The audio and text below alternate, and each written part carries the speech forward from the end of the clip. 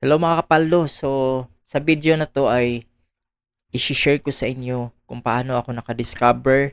Na-discover ko yung simpleng analysis, paano pumaldo sa pagtitrade.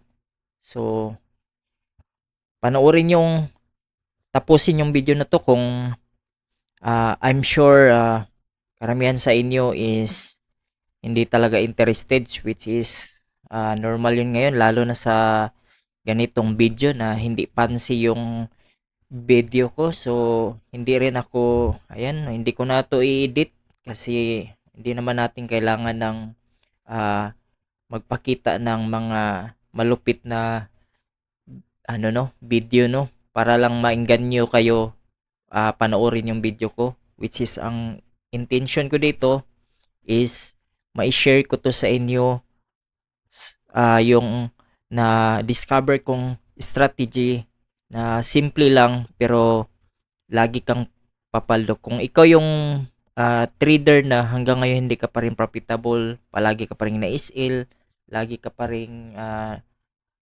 nasusunog, so panay deposit ka lang, so ulit-ulit lang yung nangyayari pero hindi ka pa rin nag-quit, no? So ito na yung pagkakataon mo na makakabawi ka, no? So i-reveal ko na sa iyo yung na-discover kong strategy. Simple lang siya but napaka-effective para lagi ka nang pumaldo rin, no? Makabawi ka rin sa yung mga sunod-sunod na mga talo dito sa pagte-trade. So, okay. So, yaan mo ng na ganito lang yung magiging output ng video ko. Hindi siya pansin, hindi katulad dito sa mga iba, no? Ang gaganda ng presentation ng video nila. Mapansin mo, sobrang ganda ng presentation ng video nila. So, alam naman hindi ko alam kung alam nyo. So, yung mga gantong presentation, no? Sobrang ganda, talagang mapapaniwala ka talaga. Pero, pansinin mo, wala silang specific na binibigay na strategy, no? The reason kung bakit ganyan, kasi nga, dahil, para na, kasi yung intention ng video nila is hindi para bigyan ka ng ng specific na strategy kung paano talaga pumaldo. So ayan, ganyan lang yung tinuturo nila, which is wala talagang specific, wala talaga yung step by step na pinapakita nila. So hindi ko naman hindi to paninira, which is talaga ako dito, sobrang ganda ng mga presentation ng mga traders na content creator, no? Ang ganda na lang mga kahit yung thumbnails nila, no, ng video nila sobrang ganda. So ayun, hindi ko naman sa siniraan pero most of them is nag ng video para maengganyo tayo, para mag-avail tayo sa VIP community nila or mag-avail tayo doon sa paid coaching nila, no?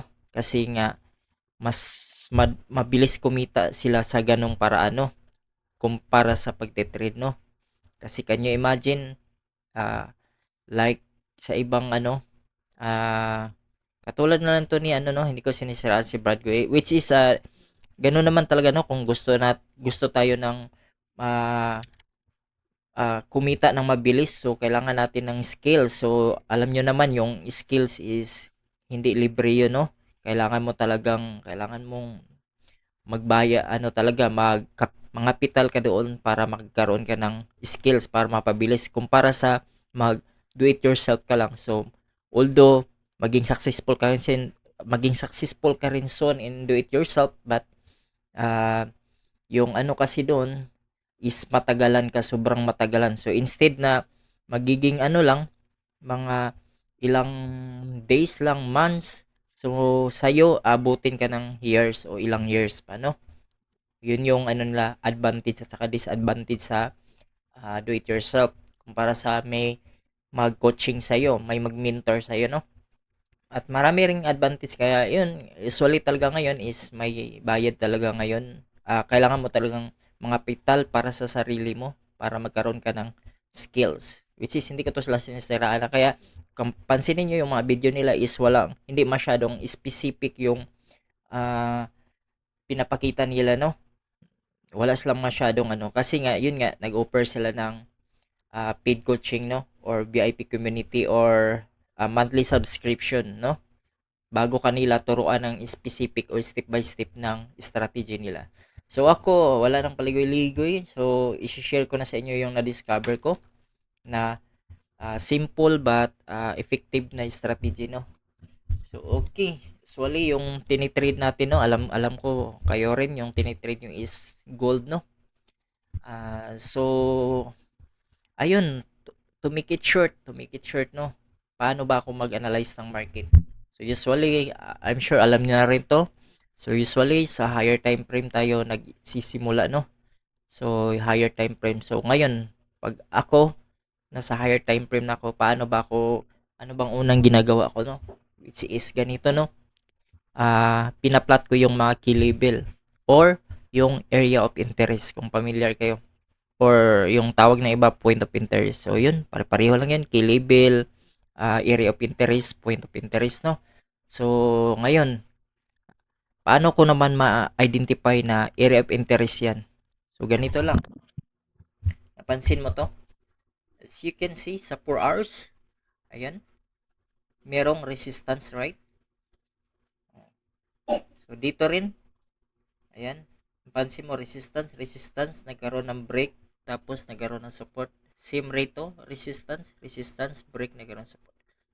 So yan yung mga key level ko, no, or mga area of interest. So ngayon, pupunta ko sa 1 hour time frame para mas natin, linisan pa natin.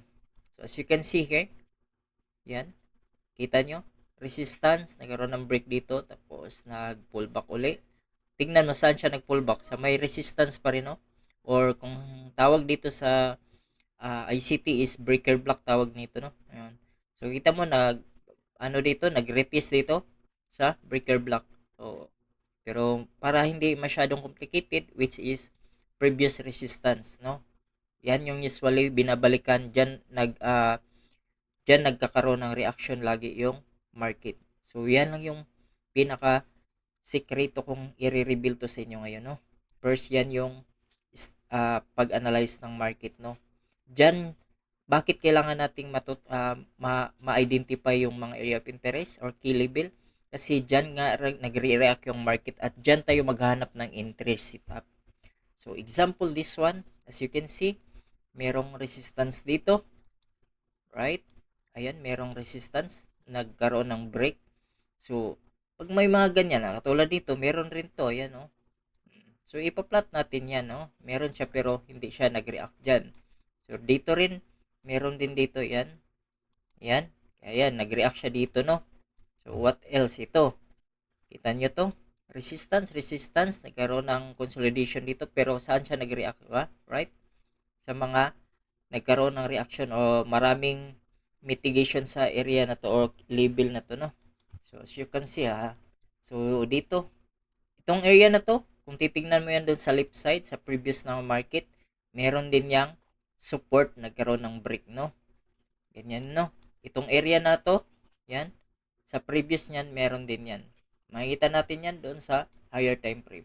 So as you can see, ito, tingnan nyo. O ito, tingnan nyo. O ito, resistance, no. Resistance, dito, merong mga previous support yan. So makita natin yan sa 1 hour. So dito, mga weak lang ng candle yung kita natin, pero kung bababa tayo sa lower time frame, meron tayong makikita dyang support, no, na nagkaroon ng break. So gumawa siya ng resistance, no. So yan yung mga key level natin or area of interest. So let's go back here. So halimbawa, dito na yung market, no, umakyat na siya dito, no. Ito na siya, umakyat na siya dito. Ayan, nag-touch siya doon sa, no. So hindi ka nakapag entry nito, hindi ka nakasabay, no. So alam mo na kaagad yung mga area of interest or key level, yung may previous na tawag nito resistance. So at the same time, ayan, direct to the point na talaga tayo. At the same time, di ba, sa higher time frame is bullish yung market. So you know already naman siguro, no? Basic naman to sa lahat, no? Ah, trend is your friend. So, kung bullish yung market, di mag-abang tayo ng, ano ba? Buy. Buy sit up, right? So, ngayon, nandito na tayo. So, ito na yung na-plot mo. Ito yung na-plot mo, yan, itong dalawa. So, kaso, sa dalawang yan na na-plot na merong previous resistance, isa lang sa kanilang nag-react. So, dito nag-react yung market ito. So, ayan. Nag-react yung market sa key level, no? Tandaan mo to, area of interest to, no? Or key level. Area of interest. So, I put a short, area of interest, no? Ganyan yung ilagay natin. Yan. Okay. So, ayan. Take note ha. Yan yung area of interest. So, alimbawa, hindi pa siya nakaabot. Take note, napaka-importante yung pag-plot ng area of interest. Bakit? Hindi tayo kahit saan-saan lang tayo mag-entry, no? Makakita lang tayo ng bullish engulfing candle. Entry na tayo, no? Sa 15 minutes, ay katulad nito, merong bullish engulfing candle. Entry na tayo. Which is, hindi tayo mag-entry dyan. Kasi, kita mo kung nag-entry ka dyan, dahil may bullish engulfing candle, di wala na. Bumaba pa, di na-ICL ka na. Kaya kailangan nating sa area of interest lang tayo mag-antay ng sit-up. Maghanap ng sit-up, no? So, nung nag-touch na siya sa area of interest, ayan, ito na yung area of interest mo. Nagkaroon ka na ng nag-plotting ka na dito, no? Sa area of interest, ayan. So, kita mo dito, ano bang kailangan nating ano dito? Sit-up para tawag nito, mag-entry tayo. Ano ba yung mga confirmation natin? Simple lang, kailangan natin ng mga rejection, tapos change of character or market shift. So, as you can see, nandito sa 5 minutes. Why 5 minutes? Mas advanced sa 5 minutes kumpara sa 15 minutes. So, yun. As you can see, ito yung first rejection dito, no? At nagkaroon din dito ng tawag nito, divergence sa 5 minutes. Tapos nagkaroon siya ng change of character ito. Change of character or market shift na lang para mas mabilis, no? So, ayan. So, you have two confirmation, another three confirmation, yung market shift. Tapos, nung nag-retest, ayan, dito nag-retest. So, kita mo, nung, if you remember, nung sabi ko, mag-identify tayo ng area of interest, which is yung may previous resistance. So, same dito. Itong nag-change character, kita mo, bumalik siya dito, nag-react siya dito kahit sa lower time frame, nangyayari siya, no? Napaka-simple lang, no? Napaka-simple lang, hindi mo na kailangan ng marami pang strategy, kailangan mong i-memorize. So, napaka-simple lang kahit sa lower time frame, ayan, nag-react siya doon. Same sa higher time frame, nagre-react siya sa mga resistance at sa support na nagkaroon ng break, no? So, nag-react siya. So, which is meron tayong confirmation. Marami na tayong confirmation. 3, 4 na. Pang-4 na to. Plus itong bullish engulfing candle. So, after ng bullish engulfing candle, dito tayo entry ng buy, long position o buy. Ayan. So, ngayon, saan ba tayo pwede mag-SL? So, dito na tayo mag-SL mismo sa higher low. Ayan. Sa higher low tayo kasi ito yung lower low, higher low. Ito yung higher high, no? Dito nagkaroon ng market shift. So ngayon, paano naman natin matawag nito? Paano tayo pumaldo ng malaki? Na maliit lang yung, kumbaga yung risk and reward natin, sobrang liit ng risk natin pero yung reward natin malaki. Simple lang, no? Bawat nabuo ng market na support, ayan, i-plot mo yan, i-plot mo, niyo, ayan, dito. So, ngayon, umakyat siya. Kapag hindi na break yung mga latest support na na-create ng market, di continue mo lang yung entry mo, no? Dito na naman, continue mo. So, kapag walang nabuong lang continue, wag mo lang wag ka nang mag ng TP, no? No? Kung gusto mong mahuli yung malaking So, dito na naman, meron ng support. As long as hindi ma-break yung latest na support na create ng market, yan ay hindi tayo magko-close ng TP natin. So kita mo ilang na to, ang haba na nito. 'Di ba? Ganyan lang ang sekreto, no, na na-discover ko, no. So ito na naman, meron na namang support dito. As you can see, ito na naman yung support niya. Ayan, support. Na-break ba? So na-break. So wala dito yung next candle, oh. Ayan, hindi na-break. So continue natin yung TP natin. So ito, consider pa rin natin yan as long as nagkaroon ng green at red candle, nagkaroon ng nag-create siya ng support. Oh. Na-break ba next candle? Wala. So dito, meron naman forward natin dito. So ayan, meron dito. Oh, ayan. Ito na yung ano natin. Yan, nung dating dito, ito yung nag-break ng candle, no? So diyan na tayo mag-TP. Close na natin yung ano natin, yung trades natin, no? Dahil nag-break na siya dito, no?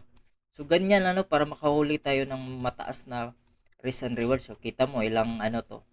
So around na sa ano to.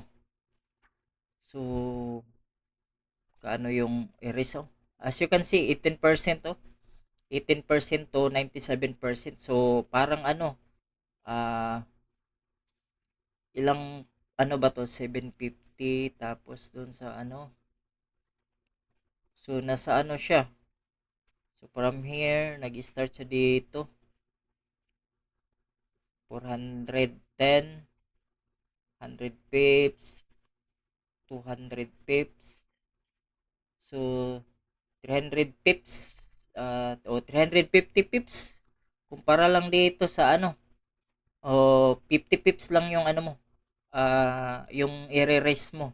So, halimbawa, nag-raise ka dito ng ano, nag-raise ka dito ng yung amount niya is $20. $20. So sa $20 may yung panalo mo dito. So parang ano to, 1 is to ilang ano ba to? Ano natin, manual natin sukat ha. Yan. Para maano natin. Yan na, manual tayo. 1, 2, 3, 4. Oh, 1 is to 5 yung risk and reward niya, no? So, if nag-risk ka ng $20, panalo ka ng $20. Right? Can you imagine that? Sa isang sit-up lang. So, ang liit lang yung nire-risk mo. $100 na kaagad yung profit mo. So, ilang oras lang yan. So, ayan. Nasa 1 hour time frame tayo. So, nag-start tayo dito. So, 1, 2, 3, 4. 4 hours lang. No, sabihin natin ito, 5 hours. Hanggang dito kasi yun eh. Ayun no. 6 hours na sabihin natin. Can you imagine 6 hours? Nag-profit ka ng $100? So, ganyan lang ka simple no. Direct to the point yung ano ko. Yung sinishare kong strategy na to sa inyo no. I hope meron kayong I hope na I'm sure kung may knowledge na kayo na sa pagte-trade no, I'm sure na nakuha nyo agad ito. So paulit-ulit lang 'to ginagawa ng market no. So ganyan lang ka simple no mag-analyze ng market para pumaldo ng malaki no. First is ano uh, identify the area of interest sa higher time frame. Then move ka doon sa lower time frame like 1 hour para ano mo pa ma-filter mo pa yung ano niya, yung mga support and resistance no para mas accurate yung ano mo, area of interest mo, yung plot ng area of interest mo. Then yun, dalawa lang no. Tapos yung entry setup natin no, which is magkaroon ng more rejection and change of market shape or at saka yun, additional confirmation yung mga ano structure ng candle no like bullish engulfing candle kung buy tayo. At saka yung higher time frame alam naman natin at trend is your trend trend is your friend which is kung bullish yung market which is abang lang tayo ng buy sit up no. So itong sit up na to is sniper entry to no o A plus sit up no. So ganyan lang tayo mag ano no, mag-analyze ng market. So I'm sorry kung hindi fancy yung ano ko, hindi walang edit na tong video ko pero ang importante is meron kang natutunan sa video na to. So that's it no. I hope maging profitable ka na, makabawi ka na sa mga losses mo. And thank me later na lang siguro no. So make it sure na i-backtest muna to kung talaga bang ano. So it mag ano ako ng separate video, gagawa ako ng separate video, mag-backtest tayo para meron tayong proof na itong simple strategy na to ay talagang napaka-effective, no? So, see you in the next video, no? And kung nagustuhan mo ang video na to, like and subscribe ka na rin, no? At kung gusto mong makatulong din sa iba, share mo na rin tong video na to. So yan, libre ko lang sinishare sa inyo, no? Which is, bago ko to na-discover, which is 2 years ako everyday nag-learning sa market, no? Nag-practice, no? Marami akong inaral na iba't ibang strategy. Pero napakasimple lang pala, no?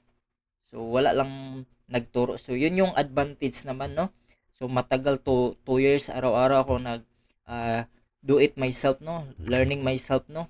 Na ano. So yun yung kaibahan sa may mag-mentor sa iyo kumpara sa mag-do it yourself ka lang, no? Sobrang matagal. So sobrang marami ka pang masayang na pera, marami kang time na masayang. Basta, yun na yun. Unlike sa may mag-mentor sa iyo, in just ganito lang, oh. Ilang minuto lang tayo. Umabot na ba tayo ng oras? So, wala pa tayong 30 minutes, no? So, natapos ko na agad, no? So, ganito lang, no? So, next video is, ayun, mag-backtest tayo para ano talaga natin, ma, may proof tayo na effective tong strategy na to, no? Okay? Thank you.